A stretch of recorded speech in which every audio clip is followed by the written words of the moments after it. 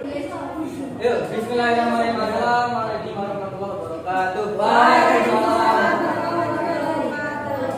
Oke, kembali lagi pada pelajaran SKI yaitu sejarah budaya Islam. Kemarin kita sudah membahas tentang peradaban Islam di Kota Mekah. Kali ini kita akan membahas tentang Isra Mi'raj. Nah, sebelum itu kita terlebih dahulu alangkah baiknya berdoa terlebih dahulu agar pembelajaran kita dapat berjalan dengan lancar. Amin. Monggo, Mas Dolly dipimpin lah. Baik teman-teman semua, sebelum kita memulai pembelajaran pada pagi hari ini, marilah kita berdoa. Berdoa dimulai. Doa selesai. Amin. Terima kasih. Oke, langsung saja deh. Mungkin kalian sudah tidak asing dengan istilah atau kata pelajaran tentang Isra Mi'raj. Sudah pernah mendengar kata itu ya? Kata Isra Mi'raj itu dibagi menjadi berapa?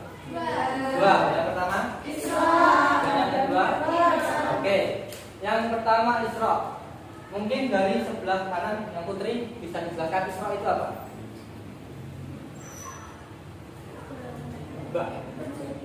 Perjalanan. Ya, perjalanan Dari Masjidil Haram ke Masjidil Aqsa. Oke, jadi Isra itu perjalanan Nabi Muhammad dari Masjidil Haram ke Masjidil Aqsa. Selanjutnya Mi'raj. Jadi maksudnya apa? Mi'raj itu apa?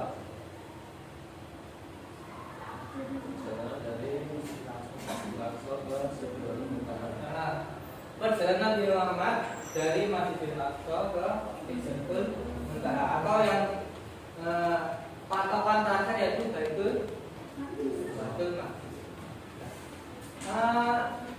Dalam perjalanan Nabi Muhammad dari Masjidil Haram ke Masjidil Aqsa kemudian naik ke Sidratul Muntaha atau Baitul Maqdis, itu tentunya tidak luput dari kendaraan. Tidak mungkin Nabi Muhammad itu berjalan. Ya bisa saja berjalan atas kehendak Allah.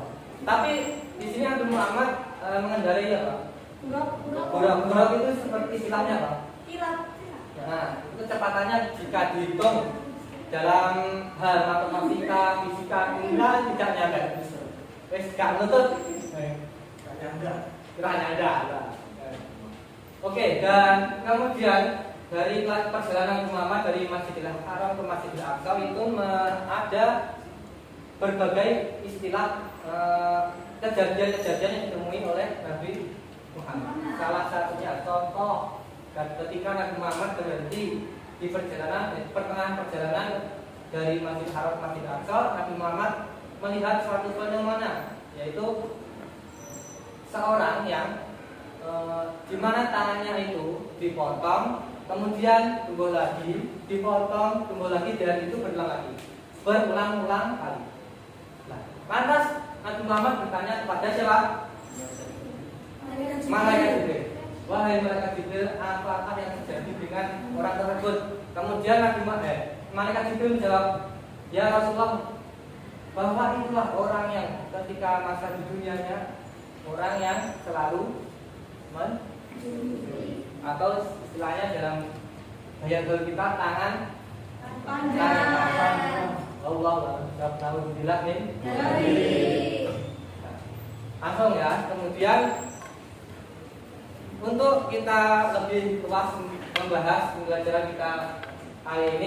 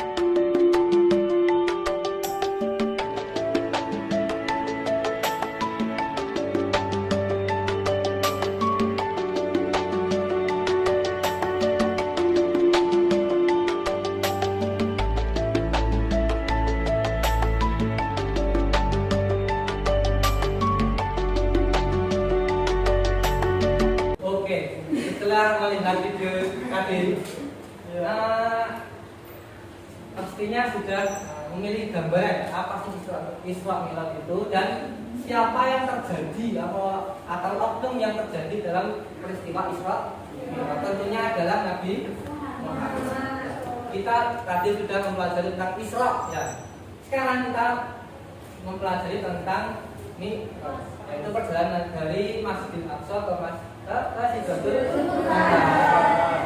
Oke, dari perjalanan dari itu tadi ke Sidratul Muntaha itu ada tingkatan atau istilahnya dari tingkatan langit ke 1 sampai ke 7. Nah, dari mulai dari langit 1, 2, 3 sampai ke 7 itu bertemu dengan para nabi. Yang kemudian di langit ke 7 atau Baitul Maqdis berhadapan dengan Allah. Oke, langsung saja. Ketika ke langit ke-7 atau berhadapan dengan Allah, Nabi Muhammad menerima wahyu berupa apa? Sholat. Berapa waktu? 50. Bisa kalian bayangkan kalau kita menjalankan sholat 50 waktu? Sholat kapan dibayar? Oke? Gayanya piye ya. Oleh karena itu, ketika Nabi Muhammad sudah mendapatkan wahyu tersebut, kemudian Nabi Muhammad turun ke langit ke 5, 6, 7 bertemu Nabi Ibrahim. Nah, di situ Nabi Ibrahim bermain. Apa Nabi siapa? Nabi langit ke-7. Nah, di situ yang menjaga langit 7 Nabi siapa? Nabi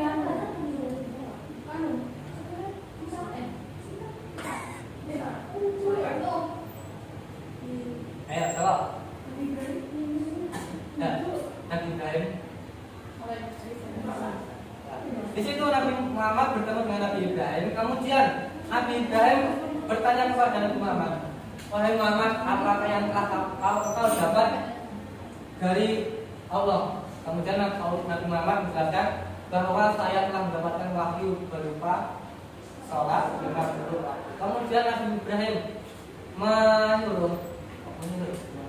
mengutus dan meminta Muhammad untuk istilahnya menego kepada Allah. Dan kemudian hasil akhirnya Nabi Muhammad menerima wahyu sholat yang banyaknya 5 waktu. Ya, dan hal tersebut menjadi suatu kewajiban yang paling utama, dan bahkan di alam kubur nanti hal yang pertama untuk ditanya adalah berupa sholat. Maka dari itu marilah kita introspeksi diri yang mungkin sholat kita belum benar atau belum ya, kita memperbaiki. Siap? Ayo. Insyaallah. Alhamdulillah. Mungkin itu ada yang ditanyakan? Cukup? Oke. Alhamdulillah kita telah melaksanakan pembelajaran pada siang hari ini ya, walaupun kita dalam keadaan puasa, dan semangat kita semoga apa yang kita peroleh dapat diridhoi Allah, menjadi ilmu yang berkah manfaat di dunia dan dunia. Amin. Amin. Mungkin itu dari Bapak. Ya, wallahu a'lam bishawab. Undur maqala wa tandur maqala. Apa artinya? Siapa yang paling baik-baikan, apa yang disampaikan. Tepat. Oke. Untuk itu saya akhiri dan saya pamit. Sekian, assalamualaikum warahmatullahi wabarakatuh. Waalaikumsalam warahmatullahi wabarakatuh.